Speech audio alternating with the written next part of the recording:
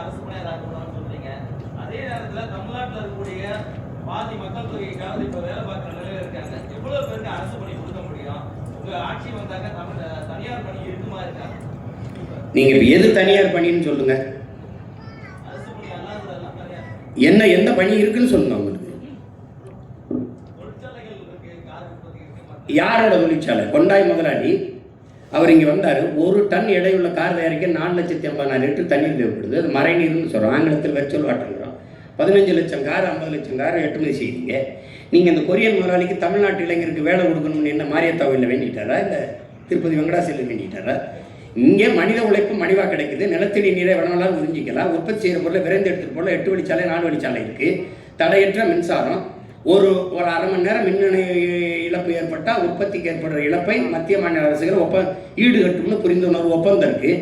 அதனால நீ வர்ற, எனக்கு வேலை கொடுக்க வர்ற, உனக்கு வேலை தானே வேணும், அரசாங்க வேலை நான் தர்றேன். அதே நிலத்தை வச்சு உனக்கு என்ன பிரச்சனை? காரை ஏற்றுமதி செய்கிற, சோறை ஏற்றுமதி செய்கிற, நான் சோறை ஏற்றுமதி செய்கிறேன், காரை இறக்குமதி செய்கிறேன். தற்சாலி வரான நீங்கள் என்ன நிரூபிச்சுக்கிறீங்க? நீங்கள் ஒரு ஆரஞ்சு பழத்தை விளைய வச்சான் ஃப்ரான்ஸு, 50 லிட்டர் தண்ணீரை குடிக்குது.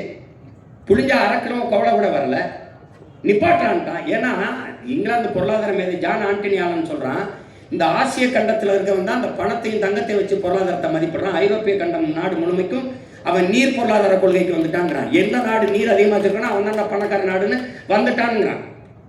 அப்போ நீ என்ன பண்ணுறான்? அவன் பிரான்ஸ் ஆக நீர் ரொம்ப திங்கிற கண்ணு தெரியாமல் கலை ஊதுறான், நிப்பாட்டான்ட்டான். சீன பன்னிக்கறியை விரும்பி சாப்பிட்டான். 1 கிலோ கறி வர 8600 லிட்டர் தண்ணி தேவைப்படுது. 1 கிலோ கறி பன்னிக்கறி மேசைக்கு வர வளர்ச்சி நிற்பா வளர்ப்பதை நிறுத்துறான்ட்டான், இறக்குமதி பண்ணிக்கிறோம்ட்டான்.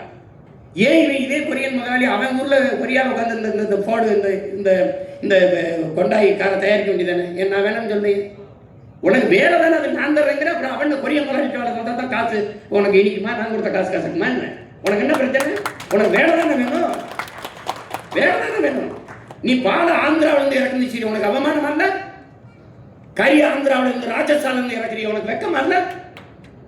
வெக்கமா இல்லை? ஏன் உனக்கு ஆடணும்? நீ மேய்க்காத, உனக்கு நீ வெளியில போ, உனக்கு மேய்க்க நான் மேய்ச்சிக்கிறேன், உனக்கு என்ன? ஆனால் கறி இன்னும் கட்டி வச்சு போதிச்சு போடுவேன். எது அவமானம்னு பாரியா? அரசு சாராய கடை திறந்து வச்சு குடிக்க வைக்குது, அங்கே படித்தவனை ஊற்றி கொடுறாங்குது. என்ன நீ பேசிட்டு இருக்கிற? நீ அது போய் அது அரசு வேலையாக இருக்கலாம். நான் சொல்றது அரசு வேலை. உலகத்துக்கு சோறு போடுறவன் அரசு வேலையாக இருக்கலாம், இருக்கக்கூடாது. அவன் சொல்றான்டா என் பாட்டேன், சுழன்றும் ஏற்பின்னது உலகம், அதனால் உழந்து முழவே தலைங்கிறான். இருந்தோம்பி இல்வாழ்வதெல்லாம் விருந்தோம்பி வேளாண்மை செய்து பொருட்டுங்கிறான். உழவினார் கைமடங்கின் இல்லை விளைவதும் விட்டேன் பார்க்கும் நிலைங்கிறான். எதுவுமே வேணாம், பொன்னாசை மண்ணாசை மக்களாசை எதுவுமே பற்றற்று போன துறை கூட வாழ முடியாதா? விவசாயி கைமடங்கி படுத்துட்டான்ங்கிறான். உழவு இல்லாம ஒண்ணும் இல்லை. உலகத்திலே ஆகச்சிறந்த பொருளாதாரம் வேளாண்மையில் தான் இருக்கு. நான் போட்டுக்க சட்டை, இந்த காலாட, இந்த காலனி எல்லாம் விவசாயத்துக்கு வந்ததுதான். அப்புறம் நீ அதெல்லாம் என்ன பண்ணுவ? திடீர்னு சட்டம் வந்துருச்சா, திடீர்னு இது வந்துருச்சா, அந்த இது வந்துருச்சா, உடை வந்துருச்சா, எங்கிருந்து வருது? சும்மா எது அசிங்கம்னு தெரியுது இல்லை, எது கேவலம்னு தெரியுது இல்லை. பீஸா பர்கர் கோ குடிக்கிறது உனக்கு நாகரிகம்னா நான் என்ன பண்ண முடியும்? ஏன் இளநீ கரும்புச்சார் பழச்சார் குடிக்க மாட்டியா? சட்டம் வருது, தேசிய குடிபானம்னு வருது. கரும்புச்சார் பதநீர் இளநீர் பழச்சாறு வரணும். இது சமூகம் கெட்டு கிடக்க பேச மாட்டேன். நீ பழச்சாறு கடையில் எங்கே கூட்டம் இருக்கு, சாராய கடையில் எவ்வளோ கூட்டம் இருக்கு, நூலகத்தில் எவ்வளோ கூட்டம் இருக்கு, திரையரங்கில் எவ்வளோ கூட்டம் இருக்கு, கார் செருப்பு கண்ணாடி குளிரூட்டப்பட்ட அறையில் இருக்கு, காய்கறி தெருவில் கிடக்கு. இதை மாற்றணுங்க. அதுக்கு தான் தலைகீழ் மாற்றம்னு சொல்றேன். புரட்சி என்பது தலைகீழ் மாற்றம்.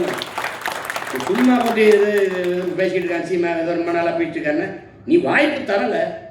எதாவது ஆண்டுட்டு ஐயா ஸ்டாலின் ஆட்சியில் 5 வருஷம் வாழ்ந்துட்டேன், அந்த ஐயா எடப்பாடி 4 வருஷம் ஆகிட்டேன். ஒரு தடவை கொடுத்துப்பாரு, நல்லானே வரட்டில கேட்டேன். கல்லெடுத்து கூட சிலுவையில் கூட ஆற ஒரு தடவை கூடு. அப்போ தெரியும் அது கற்பனையா இல்லை அது நிஜமான உனக்கு தெரியும், உண்மையானு தெரியும். எவ்வளவு திறமை இருந்தாலும் வாய்ப்பு இல்லைன்னா எப்படி எப்படி வெளியில் தெரியும்? நான் 15 வருஷமா கத்துறேன், இதுக்கு மேலே கத்தவே முடியாத அளவுக்கு கத்திட்டேன். அப்புறம் அது எப்படி செஞ்சிருவா, எப்படி வேலை கொடுக்குறேன்னா இல்லையான்னு மட்டும் தம்பி. ஒரு மீன் குழம்பு வைக்கிற சட்டி எத்தனை ரூபாய்ன்னு நினைக்கிறீங்க? அமெரிக்கா 13,000 ரூபா. ஒரு கயத்து கட்டில் 40,000 ரூபா. ஒரு ஓலைப்பட்டா 500 ரூபா. ஜப்பானில் வாங்குறான். அரபு நாடுகள்லேருந்து ஜப்பான், சிங்கப்பூர், சீனாலேருந்து போகுது. சந்தை பொருளாதாரம் எங்கே இருக்குன்னு தெரியல. திடீர்னு தக்காளி வர ஏறினவனா என்ன பாடுபட்டிய தக்காளி வித்தே ஒருத்தன் 10 லட்சம் ரூபா கொண்டு வந்துட்டான்றான். தக்காளி தக்காளி தக்காளி நான் கறி கிடந்தான். அப்புறம் வெங்காயம் தான். அப்போல்லாம் எனக்கு சிரிப்பாக வரும்.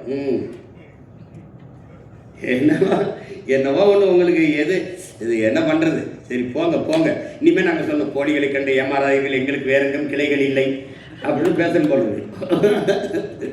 ஆனால் இப்போ